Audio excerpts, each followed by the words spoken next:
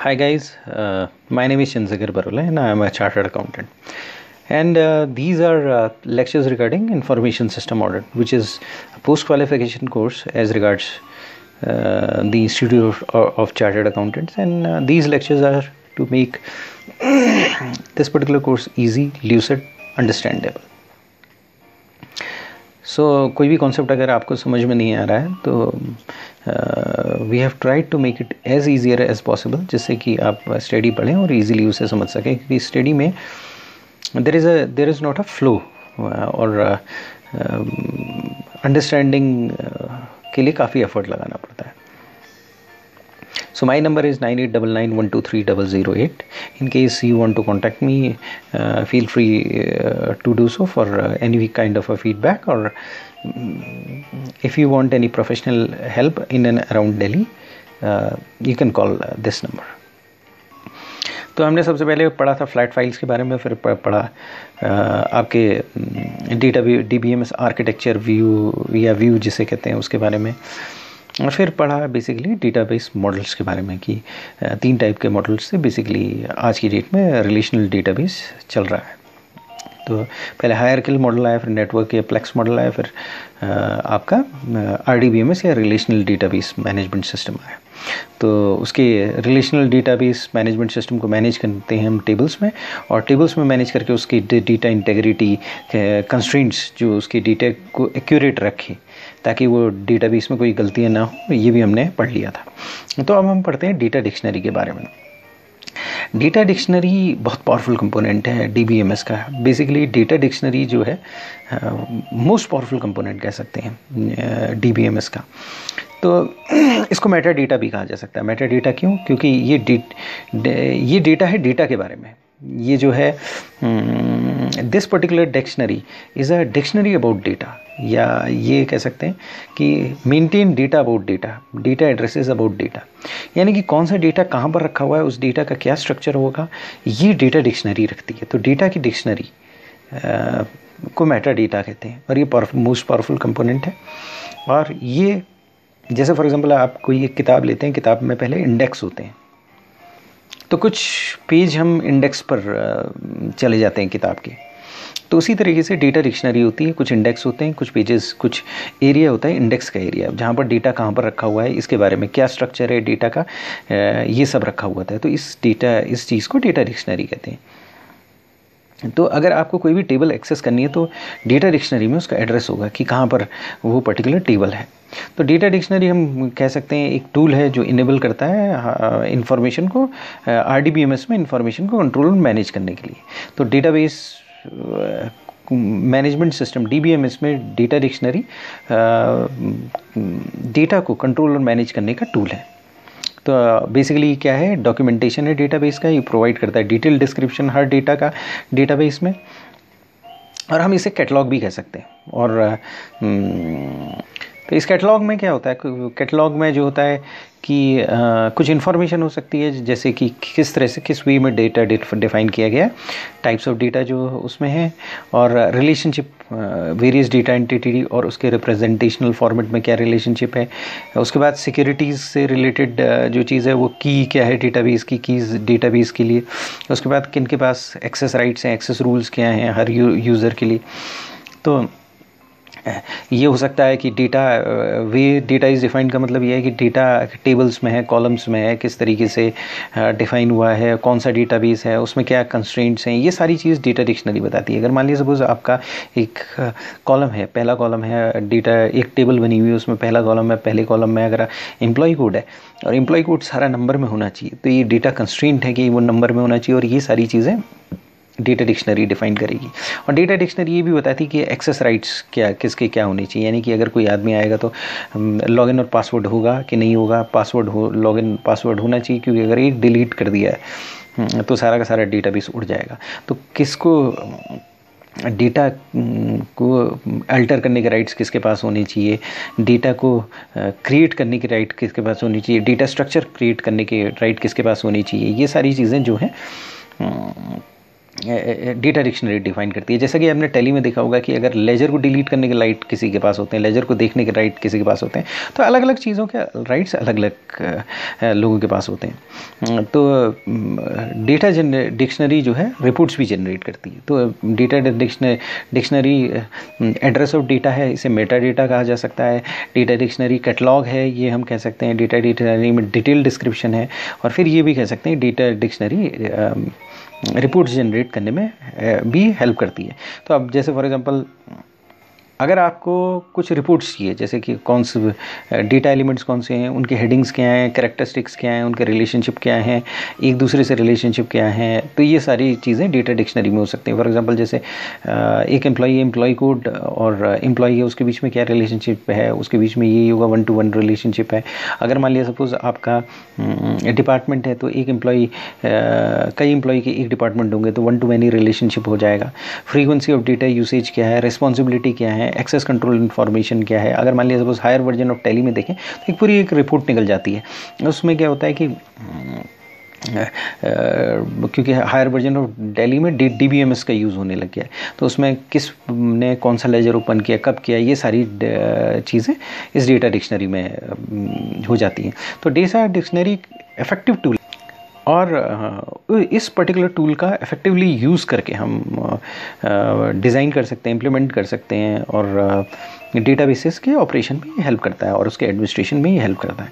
तो basically data dictionary बहुत important है। डेटा डिक्शनरी डेटा को रखती है, जैसे एक कॉपी के पहले, किताब के पहले, बुक के पहले कुछ पेजेस कैटलॉग के रूप में रहते हैं, उसी तरह से हर डेटाबेस में एक पर्टिकुलर स्लॉट रहता है जिसमें डेटा के बारे में डेटा रहता है कि कौन सा डेटा कहाँ पर है। तो इसे Meta data, catalogue of data कह सकते हैं, और डिटेल डिस्क्रिप्शन यहाँ पर रहता है, तो इसे डेटा डिक्शनरी कहते हैं। ये मोस्ट पावरफुल टूल होता है। ये डेटा कैसे डिफाइन करना है, क्या स्ट्रक्चर होगा, क्या रिलेशनशिप होगा दो सबके बीच में, एंटिटीज़ के बीच में 1-to-1 होगा, 1-to-many होगा, many-to-1 होगा, कीज़ क्या हैं डेटाबेस के, कैसे एक्सेस किया जाएगा, कौन कौन से राइट्स होंगे एक्सेस के, अगर पासवर्ड होगा तो पासवर्ड के क्या रूल होंगे, अल्फ़ा न्यूमेरिक होना चाहिए, स्पेशल कैरेक्टर होना चाहिए, मिनिमम 8 कैरेक्टर्स का होना चाहिए। इस टाइप के रूल्स सारे के सारे डिफाइन किए जाते हैं। और उसके अलावा रिपोर्ट भी जनरेट करता है कि कौन किसने क्या वाउचर देखा, एक्सेस कंट्रोल इन्फॉर्मेशन, रिस्पॉन्सिबिलिटी क्या है वेरियस यूज़र की, कौन अपडेट कर सकता है, कौन लेजर अपडेट कर सकता है, नए लेजर खुल सकता है या नए टेबल खुल सकता है, हम ये कह सकते हैं। तो ये सारी चीज़ें डेटा डिक्शनरी में होती हैं। तो अब हम आगे चलते हैं डेटाबेस लैंग्वेजेस में। असल में क्या होता है कि डेटाबेस में क्या होता है बेसिकली, जैसे फॉर एग्जांपल ओरेकल यूज़ कर रहे हैं। अब ओरेकल को बनाने वाला तो मशीन लैंग्वेज में ओरेकल बनाया होगा। जैसा कि मैंने पहले कहा था कि हमें जो चीज़ समझ में आती है वो इंग्लिश टाइप लैंग्वेज आती है, और जो कंप्यूटर को समझ में आता है 0101 समझ में आता है, यानी 0101 भी समझ में नहीं आता है, बल्कि बेसिकली फ्लो ऑफ चार्ट समझ में आता है। तो कंप्यूटर तक पहुंचने के लिए क्योंकि जैसे कि आप मैट्रिक्स फिल्म में आपने देखा होगा, मैट्रिक्स फिल्म में एक बंदा बैठा रहता है ऑपरेटर, और उसके कंप्यूटर के सामने 0101 चलते रहते हैं, और वो उन्हीं 0101 में आदमी औरत को आइडेंटिफाई कर लेता है। लेकिन हमारे अंदर वो कैपेबिलिटी नहीं है, जनरल आदमी के अंदर वो कैपेबिलिटी नहीं है कि वो उन 01s में देखकर, उस 01 की स्ट्रीमिंग में देखकर प्रोग्रामिंग कर सके। तो उसकी प्रोग्रामिंग के लिए हाई लेवल लैंग्वेज बना दी गई है, बीच में इंटरफेसेस क्रिएट कर दिए गए हैं, लिंक्स क्रिएट कर दिए गए हैं, ताकि हम जब भी बनाएं इंग्लिश लैंग्वेज में बनाएं, और फिर उसके अलावा कंप्यूटर को 01 में वो इन्फॉर्मेशन चले जाए। तो ओरेकल बनाने वाला जो सिस्टम डेवलपर होगा वो तो 0101 में काम करेगा, लेकिन डेटाबेस एडमिनिस्ट्रेटर जो हर कंपनी में बैठा होगा वो हाई लेवल लैंग्वेज में काम करेगा, और उस लैंग्वेज को डेटाबेस DBMS की लैंग्वेज को स्ट्रक्चर्ड क्वेरी लैंग्वेज कहा जाता है, जो कि एक इंग्लिश टाइप लैंग्वेज है। तो इसमें बेसिकली क्या है कि जो डेटाबेस जो लैंग्वेज है वो 3 टाइप की लैंग्वेज है, DDL, DML और DCL, यानी data definition language, data manipulation language और डेटा कंट्रोल स्टेटमेंट। बेसिकली 2 ही हैं, डेटा डेफिनेशन लैंग्वेज और डेटा मैनिपुलेशन लैंग्वेज। लेकिन जो हमारी स्टडी में 3 बता रखी हैं, डेटा कंट्रोल लैंग्वेज है, और डेटा कंट्रोल लैंग्वेजेस में ये बता रखा है कि वो डेटाबेस को कंट्रोल करता है, एडमिनिस्ट्रेटिव प्रिविलेजेस पर्टिकुलरली उसमें होते हैं डेटाबेस के लिए। बाकी जो डेटा डेफिनेशन लैंग्वेज है वो डेटा के स्ट्रक्चर को क्रिएट करने के लिए बनाई जाती है। तो स्ट्रक्चर्ड क्वेरी लैंग्वेज डेटाबेस की लैंग्वेज है सबसे पहली बात, वो एक इंग्लिश टाइप लैंग्वेज है और इसे हम एक्सटर्नल लैंग्वेज ऑफ डीबीएमएस कह सकते हैं। एक इंटरनल लैंग्वेज भी है जो ओरेकल मैंने बताया, जो सिस्टम डेवलपर ओरेकल को डेवलप करता है, वो इंटरनल लैंग्वेज होगी, वो बहुत हाई लेवल लैंग्वेज वो है। वो अगर वो बड़े बड़े कंपनी में बंदे यूज़ करते हैं और उन बंदों की कॉस्ट बहुत हाई है। वो 0101 में खेलते हैं और फिर वो लिंक बनाते हैं, इस स्ट्रक्चर्ड क्वेरी लैंग्वेज को बनाते हैं। तो एक्सटर्नल लैंग्वेज है रिलेशनल डेटाबेस मैनेजमेंट सिस्टम की। तो जैसा कि हमने पहले बताया था कि डेटाबेस मैनेजमेंट डीबीएमएस में टेबल्स होती हैं। तो टेबल्स होंगी तो यह तो टेबल को क्रिएट करना पड़ेगा। टेबल्स में रो और कॉलम होती हैं, तो रो को क्रिएट करना पड़ेगा, रो को डिलीट करना पड़ेगा, उसको मॉडिफाई करना पड़ेगा, ये हो सकता है, उसका इंडेक्स क्रिएट करना पड़ेगा, इस टाइप की चीज़ें क्रिएट करनी पड़ सकती है, या फिर डेटा को चेंज करना पड़ेगा। तो डेटाबेस के बेसिकली जो डीबीएमएस जो है वो एक comprehensive set of facility provide करती है और उसमें कुछ हम डेटाबेस में कुछ चीज़ें कर सकते हैं, जैसे फॉर एग्जांपल क्रिएट कर सकते हैं, मॉडिफाई कर सकते हैं, डिलीट कर सकते हैं किसी भी डेटाबेस ऑब्जेक्ट को। अगर मान लीजिए सपोज हमारा पैन नंबर की कॉलम है और हमें सपोज थोड़ी देर के लिए नहीं ज़रूरत है, कंट्री का लॉ चेंज हो गया, पैन नंबर की जगह आधार कार्ड यूज़ होने लग गया, तो हम उसमें उस कॉलम को डिलीट कर सकते हैं, या नए उस केस में ये स्पेसिफाई कर सकते हैं, ये कंपलसरी नहीं है। और हम इंसर्ट कर सकते हैं, अपडेट कर सकते हैं, डेटा डिलीट भी कर सकते हैं डेटाबेस में।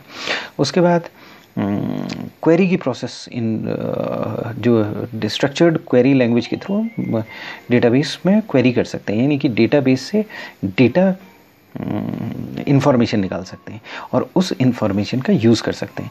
और सिक्योरिटी पर्सपेक्टिव से देखा जाए तो हम एक्सेस कंट्रोल कर सकते हैं। और दूसरा बात यह है कि इंटेग्रिटी और एक्यूरेट कंसिस्टेंसी प्रोवाइड करने के लिए कुछ कंस्ट्रेंट्स प्रोवाइड कर सकते हैं। तो यानी कि सबसे पहले तो RDB में से रिलेशनल डेटाबेस मैनेजमेंट सिस्टम है, उसमें डेटाबेस को हम क्या कर सकते हैं, पहले डेटाबेस क्रिएट करना पड़ेगा। क्रिएट करते समय गड़बड़ियाँ हो सकती हैं, तो मॉडिफाई करना या डिलीट करना कर सकते हैं किसको, डेटाबेस ऑब्जेक्ट को, यानी रोज़ और कॉलम्स क्रिएट कर सकते हैं। उसके बीच में हम किसी को प्राइमरी की बना सकते हैं, किसी को सेकेंडरी की बना सकते हैं और किसी को फॉरेन की बना सकते हैं, ये सारी चीज़ें कर सकते हैं। उसके बाद हमें लगता है रिक्वायरमेंट बढ़ गई तो हम इंसर्ट कर सकते हैं, अपडेट कर सकते हैं, डिलीट कर सकते हैं कोई भी डेटा को डेटाबेस में।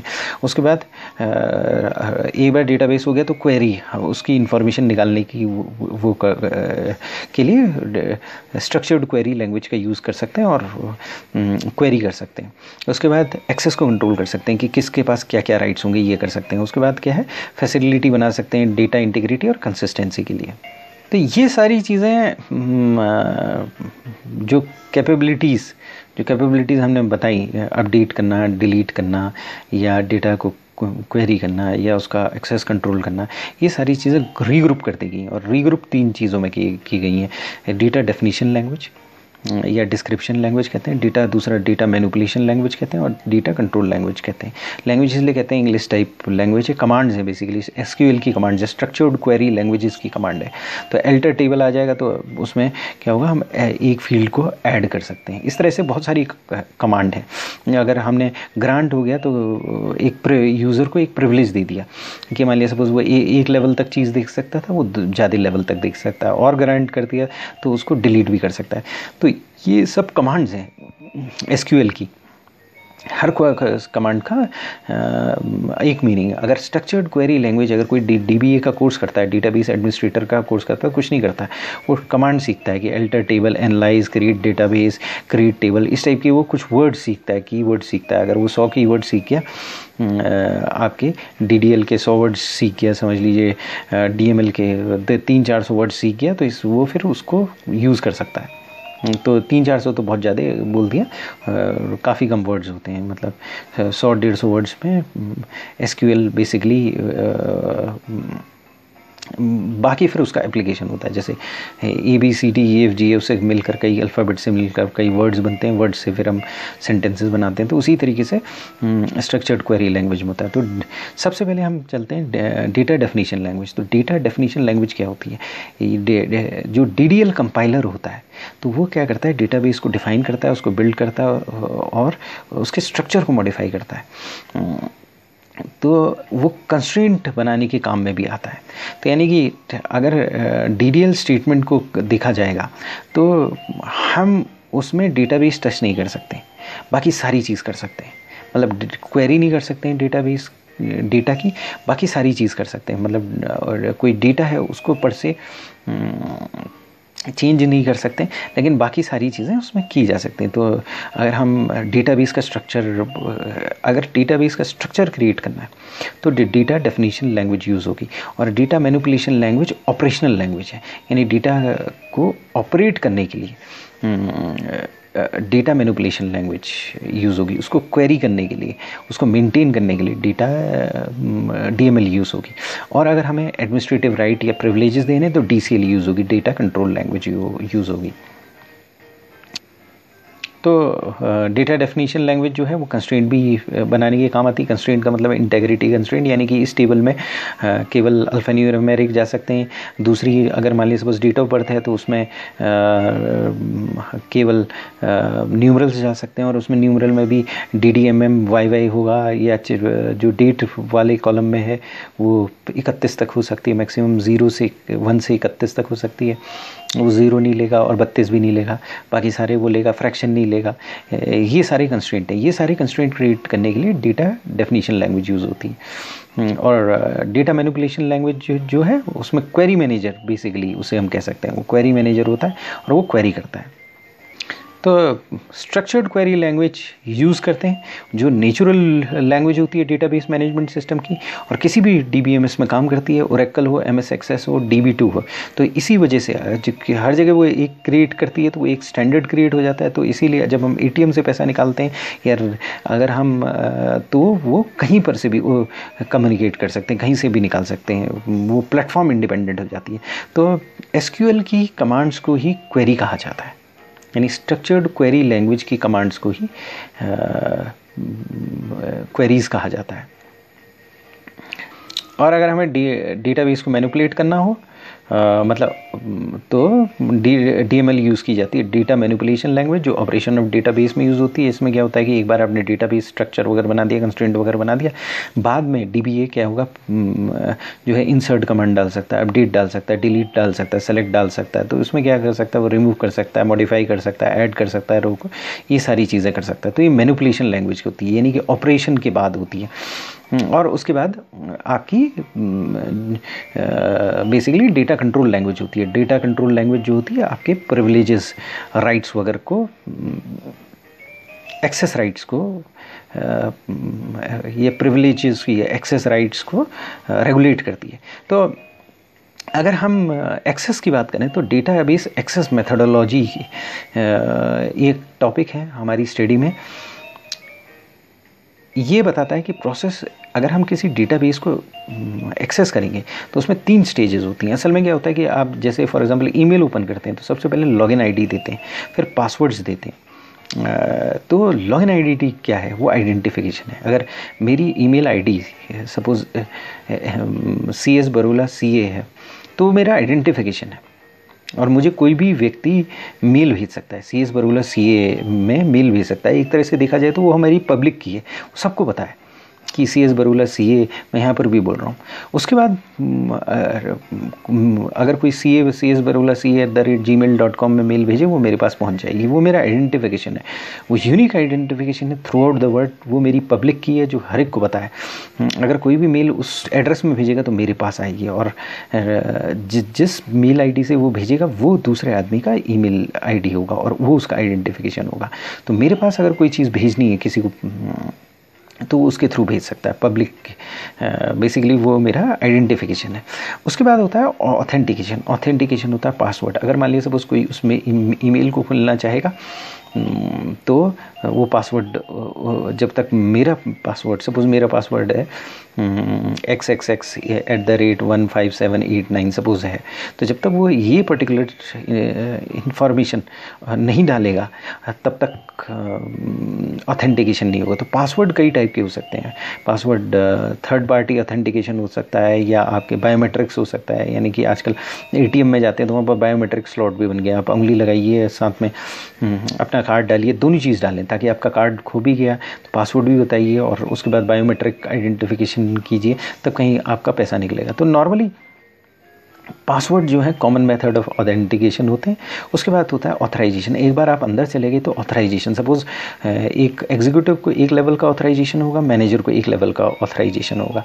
तो ये ऑथराइजेशन मैट्रिक्स क्रिएट होती है और उस ऑथराइजेशन मैट्रिक्स में ये बताया जाता है कि किस व्यक्ति की कितनी ऑथराइजेशन है। फॉर एग्जाम्पल आप नॉर्मल टैली ऑपरेट करते हैं तो टैली में क्या होता है कि आप देखते होंगे कि जैसे टैली ओपन करते हैं तो कई लोगों को वाउचर भी नहीं दिख रहा होता है और कई लोगों को वाउचर दिख रहा होता है, उसके अंदर की डिटेल भी दिख रही होती है। कई लोगों को वाउचर डिलीट कर सकते हैं, बहुत से लोग वाउचर डिलीट नहीं कर सकते, कुछ लोग लेजर क्रिएट कर सकते हैं डिलीट कर सकते हैं और कई लोग लेजर क्रिएट नहीं डिलीट कर सकते हैं। तो ये लेवल ऑफ ऑथराइजेशन है, ये क्रिएटेड है।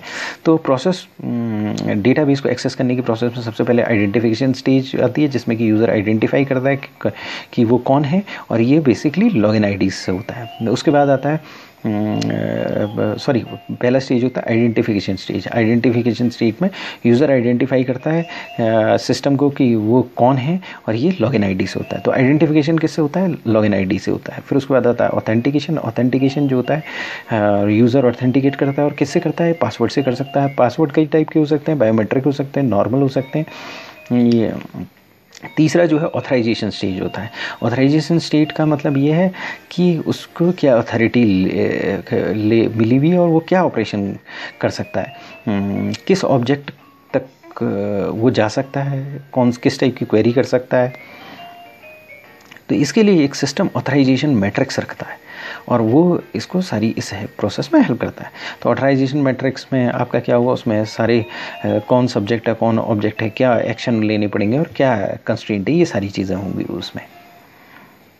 तो हमने सबसे पहले पढ़ा डेटा डिक्शनरी के बारे में, उसके बाद पढ़ा डेटाबेस लैंग्वेजेस के बारे में, उसके बाद डेटाबेस एक्सेस मेथडोलॉजी के बारे में पढ़ा। और डेटाबेस एक्सेस मेथडोलॉजी बहुत लोग कंफ्यूज हो सकते हैं क्योंकि ये चीज़ें दिमाग में कमिट करना बहुत ज़रूरी है। आइडेंटिफिकेशन कर रहे हैं तो क्या मतलब है? आइडेंटिफिकेशन कर रहे हैं तो लॉगिन आईडी से मतलब है। ऑथेंटिकेशन कर रहे हैं तो क्या मतलब है? ऑथेंटिकेशन का मतलब पासवर्ड।